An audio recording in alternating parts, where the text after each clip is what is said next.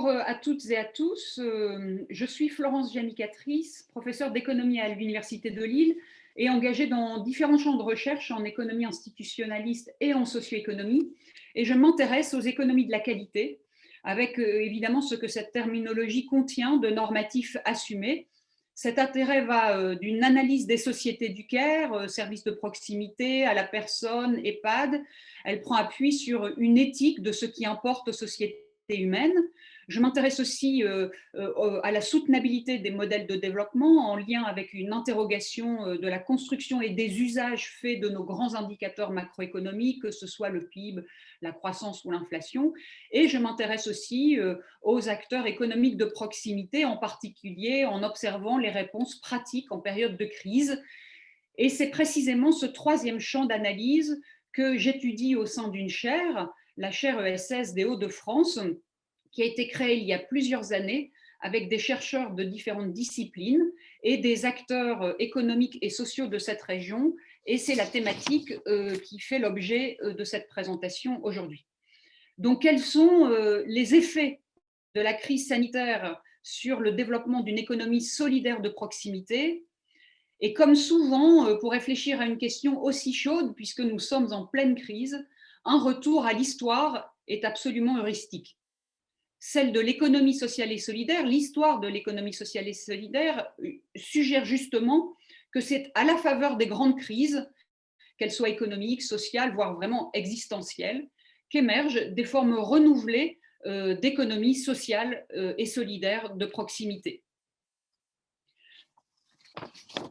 L'économie sociale, appelons-la comme ça pour l'instant, c'est cette économie morale dont les origines philosophiques sont multiples. Une partie de son affiliation se trouve dans les initiatives de certaines coopérations professionnelles qui visent à construire des solidarités de proximité dès le 19e siècle. Alors pourquoi ces solidarités et pourquoi ces solidarités professionnelles?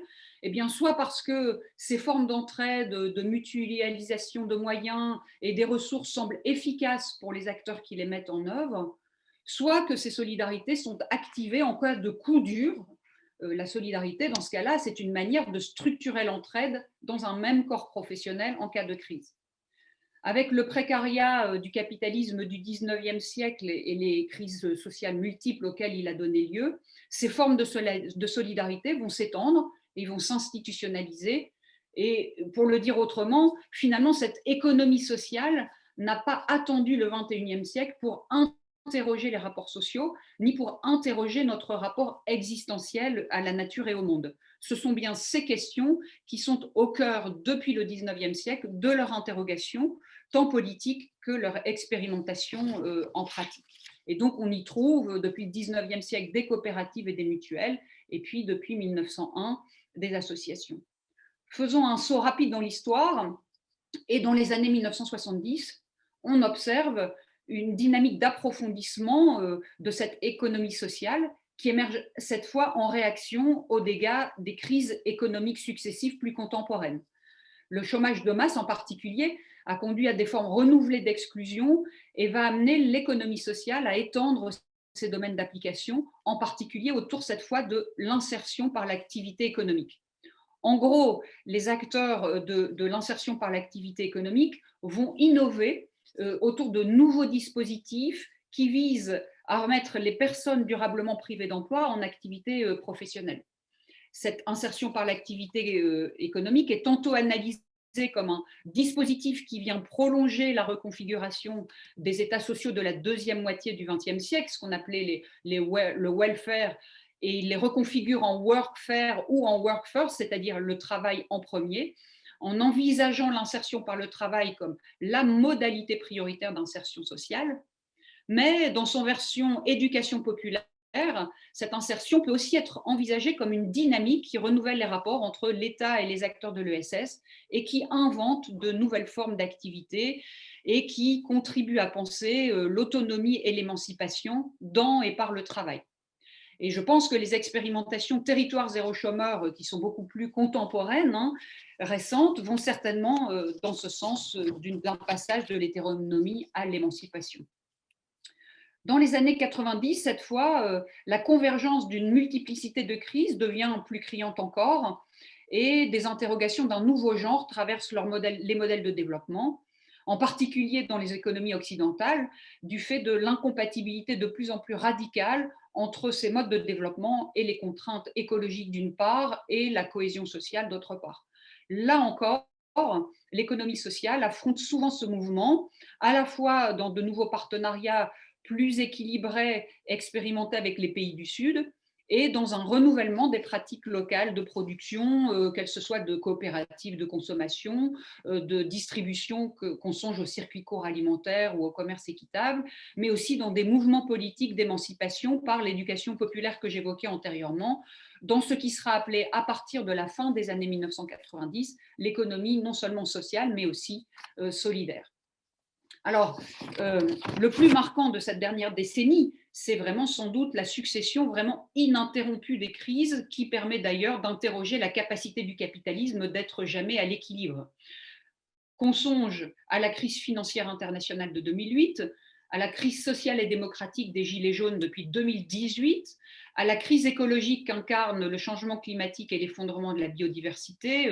Je vais simplement citer les méga-feux en Australie à l'été 2019, ou alors à la vulnérabilité structurelle des pays du Sud et des populations insulaires et côtières.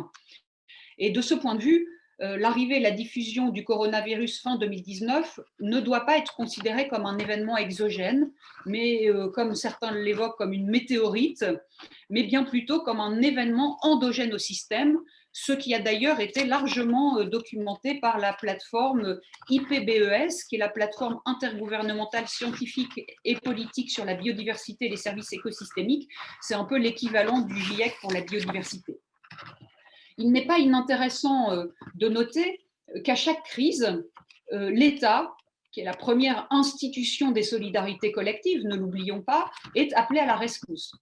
L'État n'est plus ni conspué par ceux qui croient aux vertus de la privatisation des gains, ni par ceux qui vantent les bienfaits d'habitude de l'austérité. Et à chaque crise, dont l'un des premiers effets, c'est toujours qu'il impacte davantage les populations déjà les plus vulnérables, en aggravant aussi les inégalités, des injonctions à la solidarité et à la coopération sont lancées. On pourrait ranger dans ces appels solennels quelques actes philanthropiques qui ont trouvé un large écho dans la presse, notamment au tout début de la crise sanitaire. Par exemple, tel grand groupe décide de réorienter une ligne de production vers des produits de première nécessité sanitaire, ou bien encore, telle grande fortune appelle à une redistribution ponctuelle des revenus, souvent financiers, qui sont engrangés. Bon, tout cela est intéressant, mais ce qui fait la spécificité de l'économie sociale et solidaire, c'est précisément de faire de ces appels et de ces actes le cœur structurel de son organisation et de son activité du quotidien, mais elle le fait souvent discrètement, sans doute aussi parce qu'elle a moins l'appui des médias pour cela. Alors, les initiatives solidaires, cette économie sociale et solidaire, mais aussi ce qu'on appelle le mouvement des communs, eh bien, interrogent en continu, c'est même le cœur de ce qu'ils mettent en pratique, le sens de ce qu'ils réalisent. Ils orientent leur production vers des activités d'utilité sociale qui répondent à des besoins écologiques et sociaux. Ils fondent leurs décisions sur des principes égalitaires et ils font de la solidarité et de la coopération la grammaire de leur dynamique, très loin des injonctions à la compétition et à la concurrence. Et il constitue la solidarité en acte, en complément et malheureusement aussi trop souvent en substitution d'un État social qui est défaillant du fait de 40 ans de sa délégitimation académique et politique. Et la crise sanitaire montre justement que les acteurs de l'ESS ont été très très inventifs pendant la période des différentes vagues. Ils ont pallié certaines défaillances industrielles en fabriquant de manière artisanale, par exemple, des masques via des machines à coudre. Ils ont pu s'appuyer aussi sur les circuits courts alimentaires à un moment précisément où on prenait conscience du principe de souveraineté alimentaire, et ils ont aussi maintenu une continuité de leurs services, notamment dans le grand champ du sanitaire et social où l'économie sociale et solidaire est très présente, coûte que coûte, y compris en venant parfois travailler la peur au ventre, comme certains de nos entretiens ont pu le montrer dans le cas des EHPAD. Alors, je vais conclure en deux temps. D'abord, en précisant que si l'économie sociale et solidaire joue un rôle de proximité éclatant en temps de crise, elle n'est pas toujours exempte de critiques, hein. Il y a des financements qui sont devenus vraiment très exsangues et qui ont conduit certains acteurs de cette ESS à l'oubli de leurs projets associatifs, à une sorte de soumission un peu volontaire à la concurrence, à l'acceptation de la précarisation de l'emploi de leur propre structure. C'est ce qu'académiquement on appelle l'isomorphisme institutionnel. Et parfois, il faut avouer que cela a pu prendre le pas sur l'affirmation du projet politique et sur la coopération et la solidarité. D'un autre côté, l'économie sociale et solidaire ne peut rien seule. C'est la raison pour laquelle cette économie solidaire de proximité participe aux mobilisations plus larges qui s'opposent au détricotage de la protection sociale, des solidarités locales et des droits démocratiques. Et mon deuxième temps de conclusion vise à rappeler aussi qu'on constate que les différentes crises, dont celle de la pandémie, révèlent les faiblesses de nos pratiques démocratiques.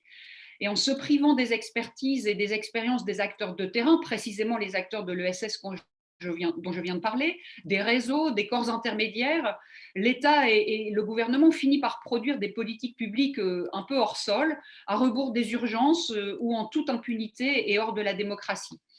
Les associations écologiques, elles ont alerté depuis de très nombreuses années, par exemple, sur l'urgence climatique. Les acteurs du médico-social, ils n'ont pas cessé d'exprimer, et bien avant la période du Covid-19, le manque de moyens pour faire un vrai travail de soins et de care. Les acteurs de la recherche et de la médiation scientifique, de leur côté, en lien étroit avec l'économie sociale et solidaire, justement, ils contribuent aussi à essayer d'éclairer le débat, à redonner à la science sa juste place dans la société, celle précisément qui permet de maintenir un esprit critique. Il me semble qu'il serait vraiment sage que cette expertise et que ce regard et l'avis de ces corps intermédiaires constitués de citoyens organisés et structurés soient davantage pris en compte dans les choix des politiques publiques de demain. Il me semble que c'est un impératif pour prendre vraiment soin des territoires et de ses habitants. Voilà, je vous remercie.